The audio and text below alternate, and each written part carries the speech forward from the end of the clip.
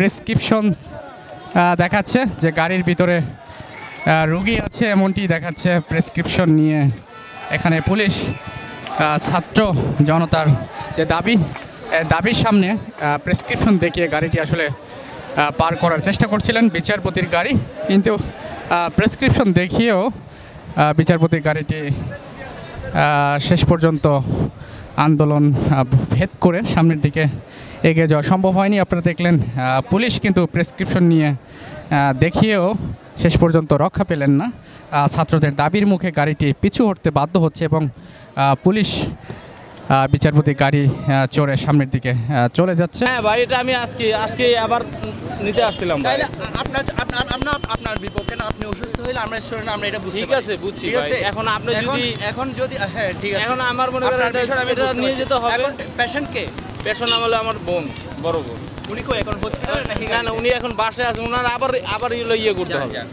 আপনার যখন পেশেন্ট আপনাকে আমরা না ঠিক আছে, এটা জানেন তো এটা পূর্ব ঘোষিত যে আজকে ব্লকেট আছে ভাই। অসুস্থ রোগীর জন্য রিপোর্ট নিতে আসছি, ওনারা ছেড়ে দিছে আমাকে, অন্যান্য জন্য হয়তো বা ছাড়ে না।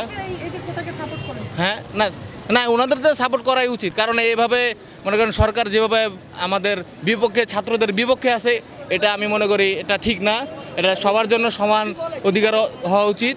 এবং মুক্তিযোদ্ধা, এখন বাংলাদেশে মুক্তিযোদ্ধা কতজন বেঁচে আছে এটা আমি জানি না।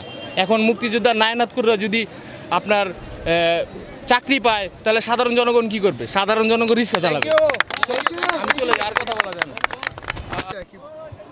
এই যে মাত্র ভর্তি। আপনি এই যে কোটা আন্দোলন যে ছাত্ররা রাজপথে নেমেছে, এটাকে আসলে আপনি সমর্থন করেন কিনা? একজন অবশ্যই যৌক্তিক, সেটা ঠিক আছে, কিন্তু আপনাকে ডিটেলস বলতে পারতেছি না। আমার বাচ্চা কান্না করতেছে স্কুলে, আর এখানে হলো পেশেন্ট। পিজি ওখানে ডিউটি না, আমার ওখানে কাজ আছে। আমি এখানে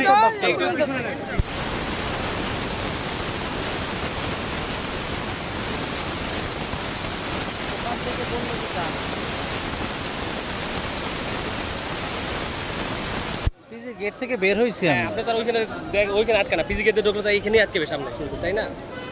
আর শাহবাগ ওই পেছনে আটকাতেছে।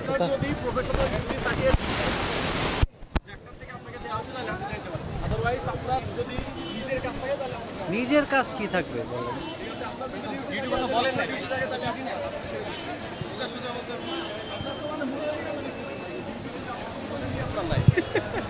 দেখেন আপনার মনে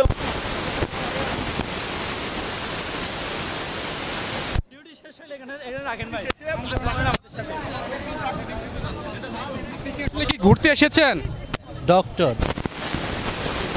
আমরা তো ছাড়ছি, আপনারা দেখছেন না যে আমরা সবাইকে ছেড়ে দিচ্ছি। আমাদের ইমার্জেন্সি যে সার্ভিসগুলো আছে, যদি শিশু থাকে বা নারীরা যদি একটু অবস্থা খারাপ হয়, রোগী থাকে, অ্যাম্বুলেন্স হয়, ডাক্তার যদি ডিউটিতে যায়, আমরা ছেড়ে দিচ্ছি।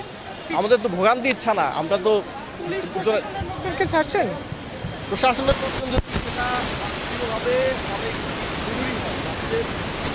তাহলে আমরা ছেড়ে দিচ্ছি।